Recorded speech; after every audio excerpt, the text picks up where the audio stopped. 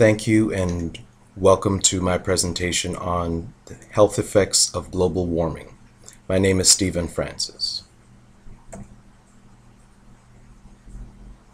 The topics I'm going to discuss are what is global warming, causes of global warming, greenhouse gases, the impact to the environment, effects on human health, populations most at risk, world response to global warming, and I will end with a conclusion. Global warming, the term, is used to describe the gradual increase in the average temperature of the Earth's atmosphere and its oceans. These conditions are believed to be permanently changing the Earth's climate. The scientific consensus is that the average temperature of the Earth has risen between 0.4 and 0.8 degrees Celsius over the past 100 years. It is estimated that the temperatures could increase 1.4 to 5.8 degrees Celsius by the year 2100. Some of the causes of global warming. There are many cycles and events that are known to influence the Earth's climate, but the recent changes to the environment can be attributed mostly to the greenhouse gases emitted by humans. There are several greenhouse gases responsible for warming the planet, and they are emitted in a variety of ways. The major ways that these gases are emitted are from vehicles, factories, the production of electricity, and deforestation of our forests.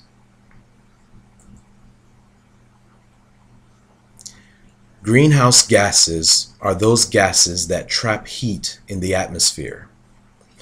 Gases such as carbon dioxide occur naturally and are emitted into the atmosphere through natural processes and human activities.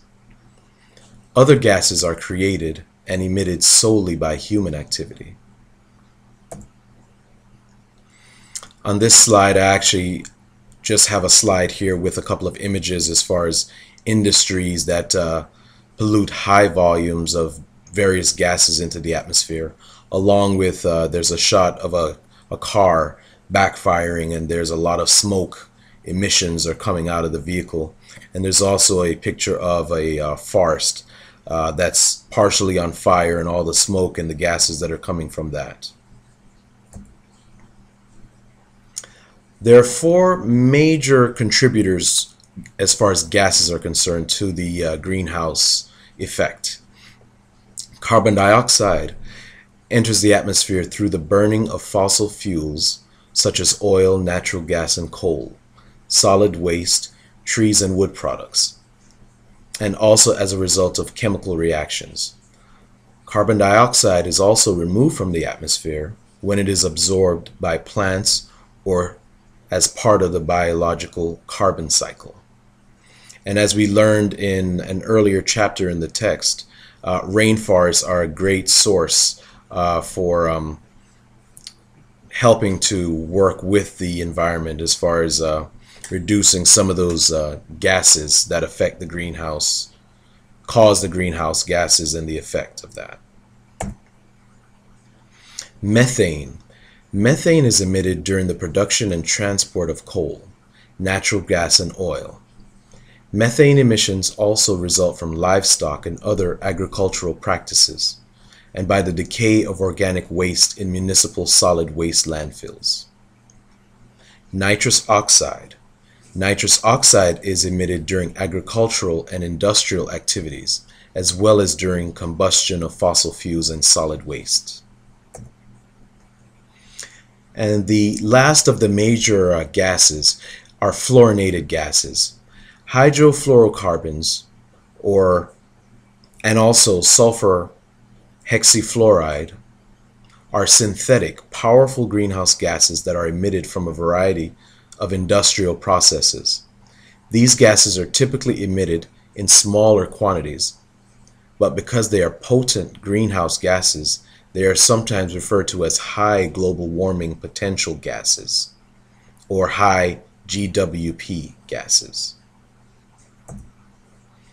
And here I just have a picture that kind of shows the sun sends radiation, and much of that is reflected.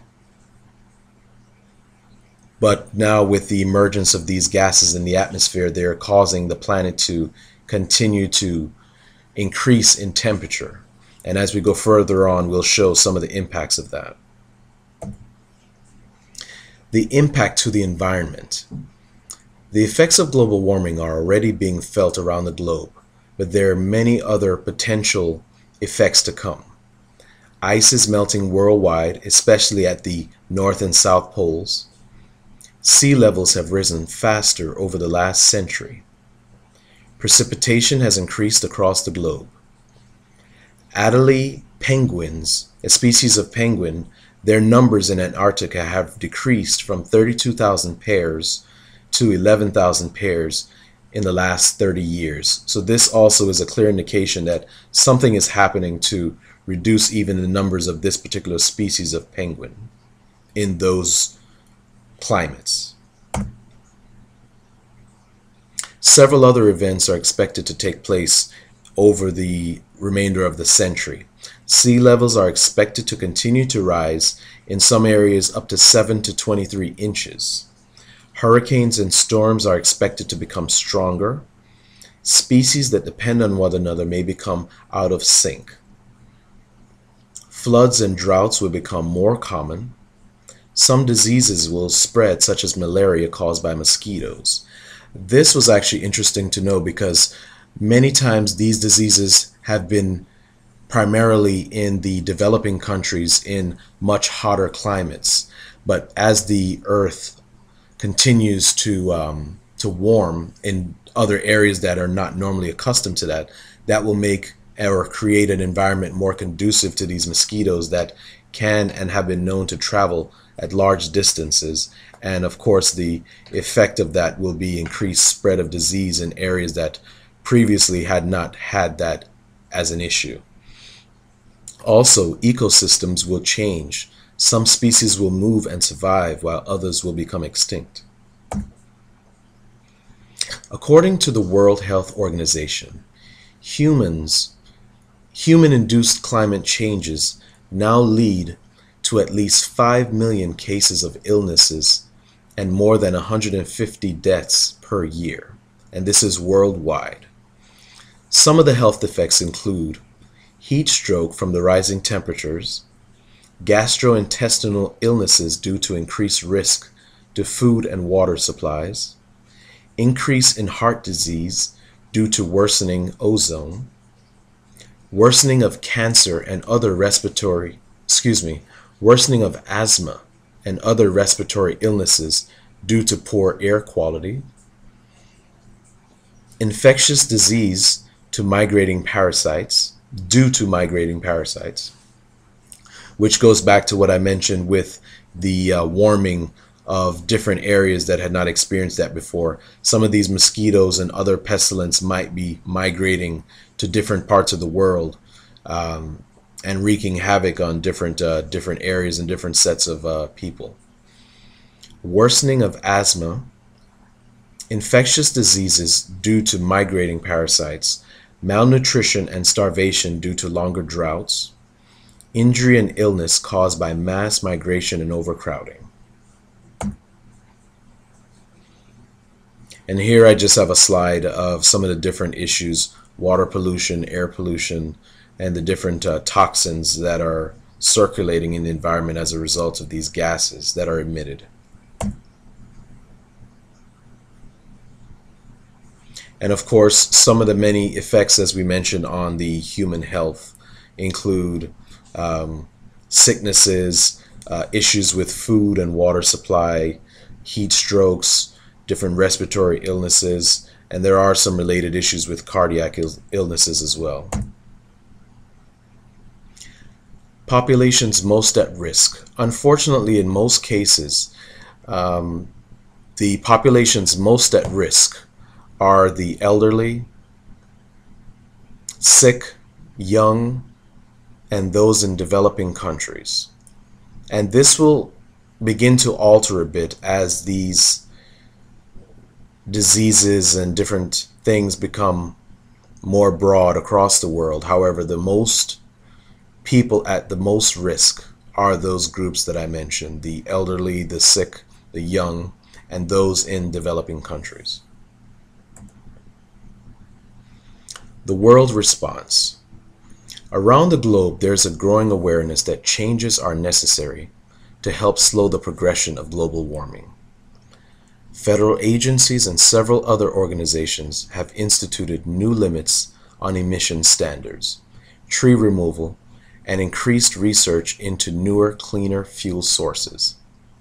Also, we as individuals can also help in these efforts by purchasing more fuel-efficient cars and appliances whenever possible.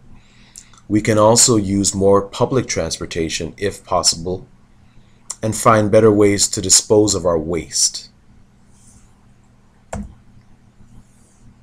In conclusion, the impact of global warming is already being felt all around the world. In order to address this problem, there must be a concerted effort by everyone to make changes that we can sustain to maintain our life today and for those generations to come. And with that, that ends my presentation. I want to thank everyone for giving me this time. My name again is Stephen Francis, and thank you very much.